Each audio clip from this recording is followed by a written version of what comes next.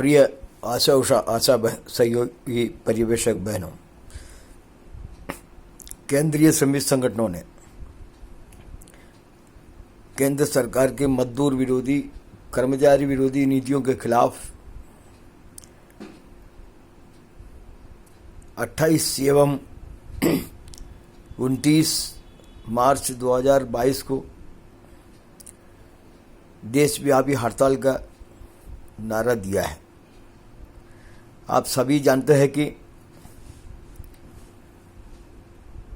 जो देश में, प्रदेश में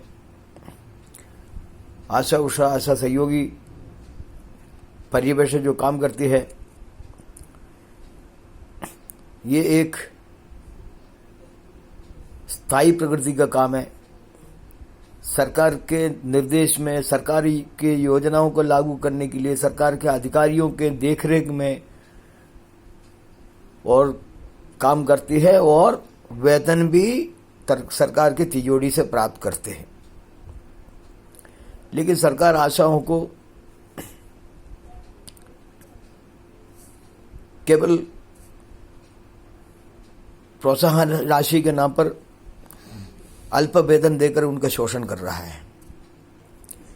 ये जो राष्ट्रव्यापी हड़ताल की जो मांगों में जो इस तरह के जो कानूनी जो बदलाव जो सरकार जो कर रही है, स्थायी रोजगार को खत्म करके अल्प वेतन में लोगों से काम कराने, सार्वजनिक उद्योगों के निजीकरण करते हुए इसको मुनाफाखोर उद्योगपतियों के हवाले करने, महंगाई लगातार बढ़ाकर उद्योगपतियों के, बड़े व्यापारियों के मुनाफे को बढ़ाने, आम जनता के कमर तोड़ने, सरकारी अस्पतालों को, सरकारी स्कूलों का निजीकरण करते हुए आम जनता की मुसीबतों को बढ़ाने, इस तरह के सभी जो है काम सरकार कर रही है। नेशनल मॉनिटराइजेशन पाइपलाइन के नाम पर देश के जो बेशकीमती नवरत्न, मिनीरत्न जैसे नामों से नवाजे गए जो बड़े बड़े जो कारखाना है, इसको निजी हाथों में सौंपने का सरकार ने फैसला किया है।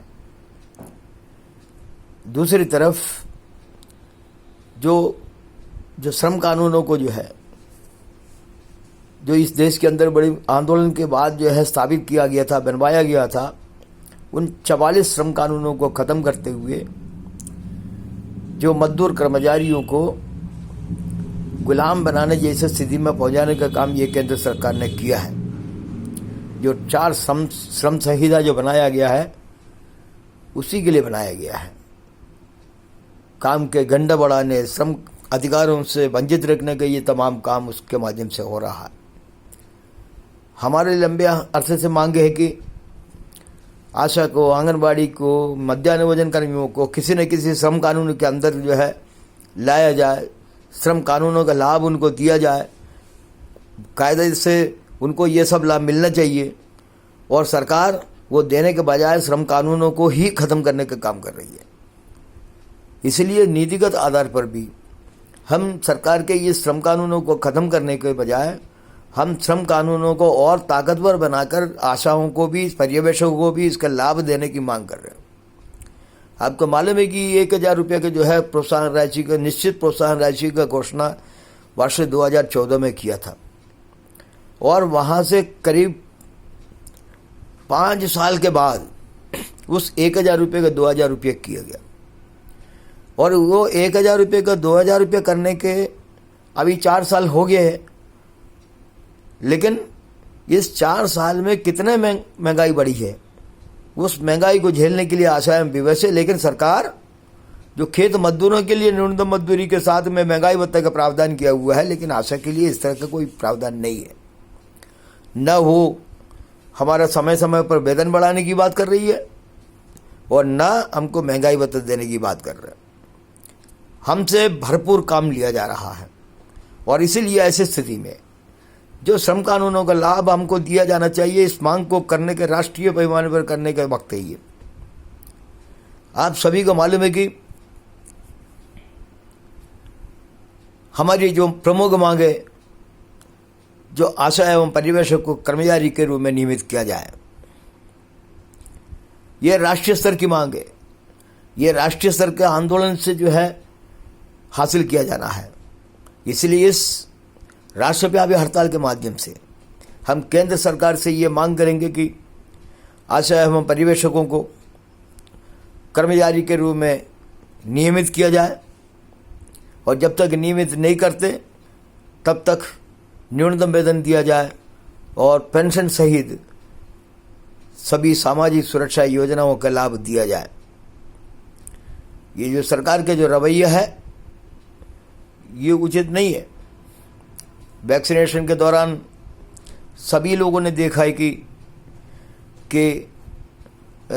10 महीने से लगातार जो वैक्सीनेशन किया, जिसका आज भी जो है गुणगान गाया जाता है मोबाइल लगते ही, लेकिन ये 10 महीने का जो पैसा है आशाओं को अभी भी नहीं दिया गया है। सभी लोग जानते हैं कि कोविड महामारी के संक्रमण के दौर में आशाओं ने अपने जान को जोखिम में डालकर काम किया। संसद के अंदर कई सांसदों ने इस मुद्दे को सरकार के सामने लाया, ध्यानाकर्षित किया।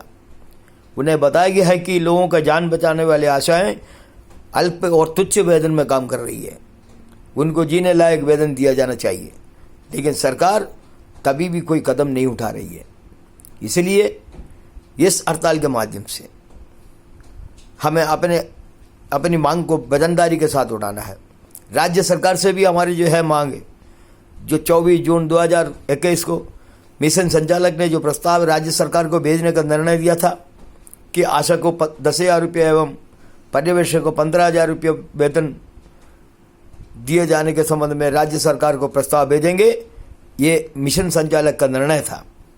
उस निर्णय के ऊपर कार्रवाई होना चाहिए था, लेकिन 24 जून के बाद अभी फिर जो है मार्च खत्म होने को है, लगभग 10 महीने बीतने के बाद भी सरकार उसके ऊपर कार्रवाई नहीं कर रही है। सरकार का मालूम है कि आशाएं इस भीषण महंगाई में 2,000 रुपये के अल्प वेतन में जीने के लिए मजबूर है। अधिकांश आशाओं को 2,000 रुपये के अलावा कुछ नहीं मिलता है, लेकिन सरकार अभी भी उसको समझने के लिए तैयार नहीं है। ये सरकार के जो अमानवीयता है, इस अमानवीयता के खिलाफ हमारे संघर्ष है। अगर सरकार नहीं समझेंगे तो हमारे लिए ये संघर्ष को जारी रखने के अलावा कोई विकल्प नहीं होगी। और सरकार को हम ये बताना चाहता है कि हम संघर्ष जारी रखेंगे जब तक जो है आशाओं को सम्मानजनक वेतन नहीं मिलेगा। तो इस हड़ताल के माध्यम से हम प्रधानमंत्री के साथ में मुख्यमंत्री को विज्ञापन देने वाले हैं।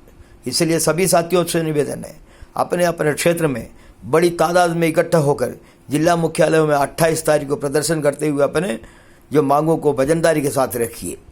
28 तारीख के प्रदर्शन को हमें ऐतिहासिक बनाना है। उसके बाद 29 तारीख को जहाँ जैसे संभव है ब्लॉक मुख्यालयों पर प्रदर्शन करते हुए फिर दोबारा ज्ञापन देना है। इसलिए सभी साथियों से पुनः अपील है कि आशा उषा आशा सहयोगी एकता यूनियन C2 की ओर से, आशा उषा आशा सहयोगी संयुक्त मोर्चा मध्य प्रदेश की ओर से हम आप सभी से आग्रह करते हैं कि ये जो हड़ताल है 28-29 तारीख का, ये आशाओं के इस देश के मजदूरों के किस्मत को बदलने की लड़ाई का हिस्सा है, और इसलिए सभी साथी इसको सफल बनाएंगे।